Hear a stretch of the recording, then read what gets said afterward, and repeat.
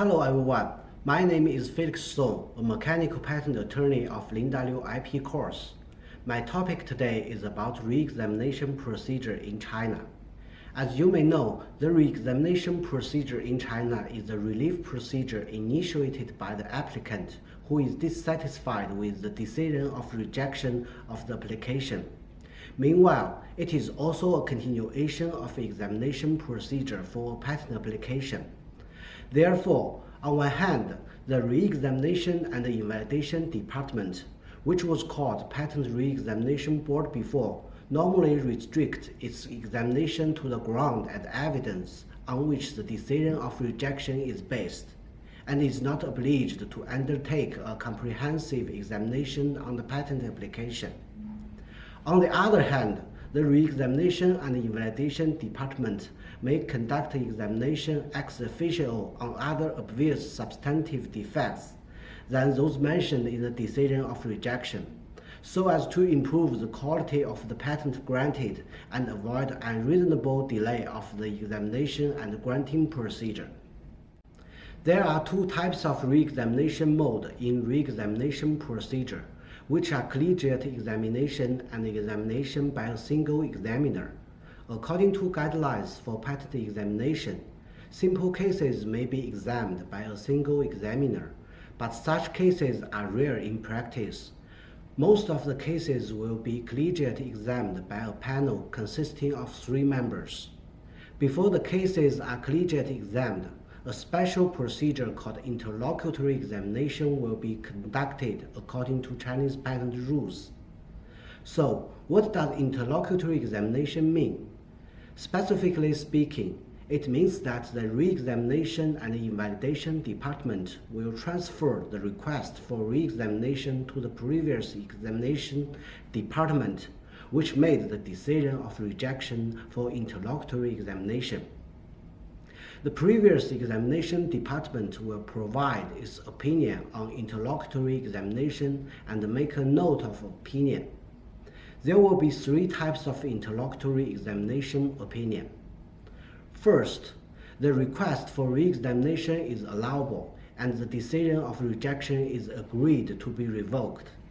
Second, the amended application submitted by the applicant has overcome the previous defects, and the decision of rejection is agreed to be revoked on the basis of amendments. Third, the observation and the amendments submitted by the applicant are not sufficient to revoke the decision of rejection, and the decision of rejection is maintained.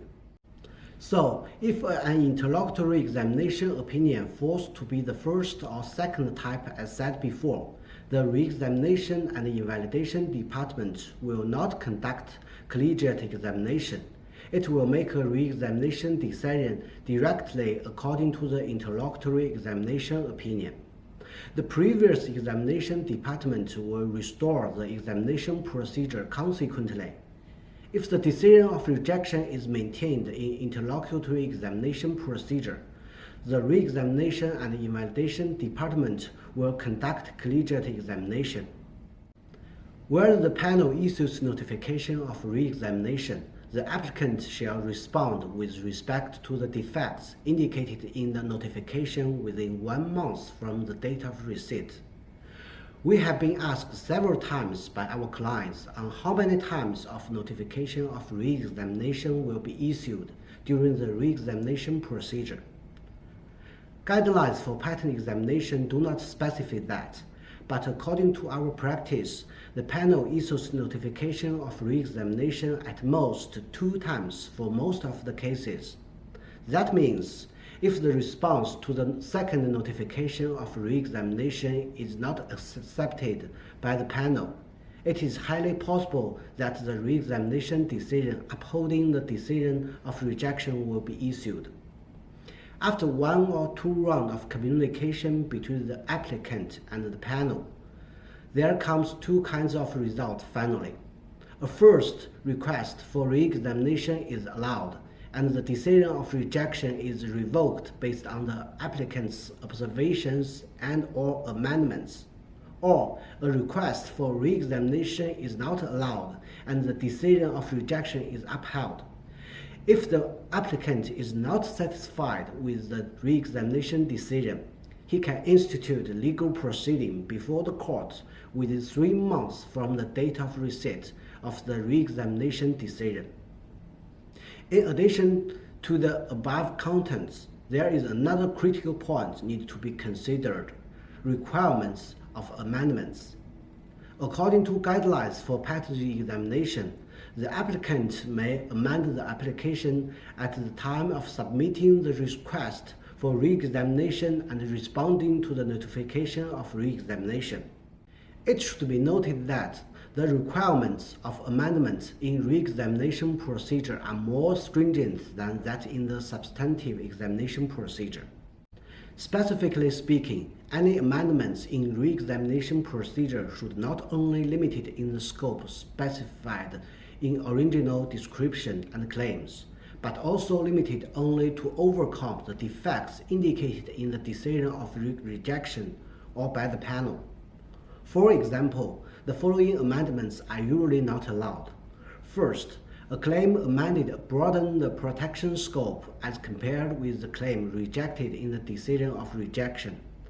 Second, a claim in the amendments is derived from the technical solution that lacks unity with the claims rejected in the decision of rejection. Third, the type of claim is altered or the number of claims is increased. Or fourth, the amendments are directed to claims or the description that were not involved in the decision of rejection.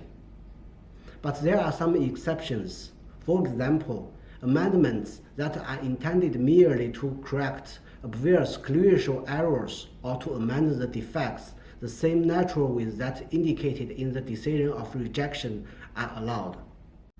Okay, that's all I want to share today. Needless to say, the above contents are super brief introductions to the re-examination procedure in China. So, if you have any questions, please feel free to contact me.